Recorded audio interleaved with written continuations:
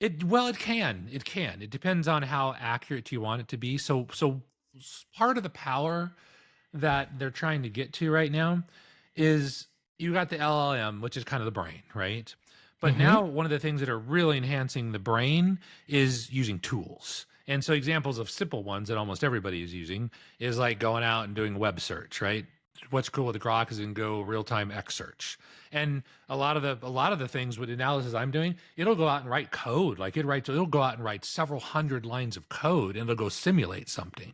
And so, yeah, it's doing that stuff right now. But according to Elon Musk, is we're going to keep giving AI more and more powerful simulation tools. So it's going to get smarter and smarter, actually. So for instance, like what we do, we'll take a liquid metal is a molded material. So it'll go into a mold and you can do a flow analysis. And there's a whole line of very sophisticated software that does flow analysis and how it cools and the cooling rate, and you can get pictures and modeling. And I don't know if AI can do that right now because that's agentic tools, right, that you can use. But it's not going to be far away where AI is going to be able to link up with those tools and become significantly smarter. So I think we're close to being there, or maybe almost there, Chris. Unless you're talking about something totally different than what I'm talking I about. think I'm talking about a layer even deeper than that. So, Okay. what I'm thinking of, basically, think about being able to, like in the movie The Matrix, Yeah. everyone experienced the real world, right? Oh, okay. Yeah. Right. So that you can, in essence, the LLM can, through its own mathematics internally, simulate the world and therefore run your experiment in a simulation of the real world. Well, I mean that happens now. I mean it depends on how accurate you I'm want to talking be. about a level of detail that would be appropriate for science, because I think the problem is there's too much detail in the real world for you to be able to do all of that right now. You would pair off things that you would consider unrelated to the experiment at that point, Well, right? hang on. When you say for science, so would this be considered science where a medical device company wants to evaluate a material to make sure it's flexible enough, it's strong enough, it's resistant enough, corrosion resistant, will work, and it uses very special simulation softwares to determine when this thing will break and when it won't break and how far into tolerance it is. Are you considering that? Because that's happening right now. In fact, that's been going on for a long time. For like 20 years, we've been Yes. having those So tools. that to me isn't doing a science experiment on it. That is taking and extrapolating from what you believe you've measured and you understand about the properties, and then you're doing math. You're basically doing math on what you know. Well, it's But an all math. experiment would Yeah, an, all ex- math. but an experiment would be taking it into that situation and running it in that scenario, because there may be things that you haven't calculated in or thought about that would impact that scenario. So doing the actual experiment in real life would be one type, would be, I guess, the, I don't want to say purest, but for the lack of a better word, I'm going to say the purest form of science on it. Everything less than that is something less than the ideal. Now, you do it for a lot of reasons, because it's cheaper, because it's faster, for a number of reasons you would do it that way. But I'm thinking of getting it actually to do it at that level, at the level where it can simulate what real life would experiments would be like, Well, it's doing because that right now. It simulates. because of, I don't think it is, because I don't think anything right now can map the complexities of that real existing scenario in Well, real you got life. to give example because I know in flow analysis, I mean, all this stuff, I mean, it does it right now. It's been doing it for a long time. We've got tools that do that. And the reason they can validate these tools is they go and they test it in the real world and it matches precisely what the simulation said.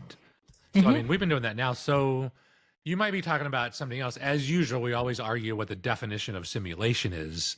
And so I think my term of simulation is valid enough for now. You might be doing something else, and I don't know where you're going with this. So one of the things that's been talked about a lot is that when LLMs truly understand the physics of the world, we'll be able to simulate anything. When LLMs understand the physics of the world, will they is I think what you mean to say. LLMs The will at LLM. that point be able to simulate the real world to a point where they can simulate any aspect. I mean, it's like that idea that if we knew every variable and everything, we could calculate everything that would happen next. I think we're arguing semantics, maybe, because here's a statement from Elon Musk that was so interesting, right? And he's the dude. If you don't know Elon Musk, he makes all sorts of cool stuff, right? But he was talking about right now, like when they're doing stuff for SpaceX, they can run the simulation and they're so confident in the simulation that if they go out and test it in the real world, actually, and the real world experiment fails for some reason, and ultimately he says, look, reality is the ultimate, that's the ultimate simulation, right? We're probably in it already. But he says our first thought is not, is the simulation wrong? Our first thought is, did we set the experiment up correctly in the real world? That's how much confidence there is in simulations, like right now, which I think is pretty spectacular. You might be talking about something else, and I think you might be talking about is something closer to quantum computing, which actually is kind of doing that directly thing what you're talking about. I don't Quantum know. computing is about the processing power, right? Because of its ability to process multiple channels at the same time. Right. Yeah, that's part of it. So that's, I'm not talking about the mechanism of quantum computing. I'm talking about here the yeah, and we probably do need the compute power of quantum computing to reach the level I'm talking about. But like if you say I'm going to simulate blank by using formulas and the like, Yeah.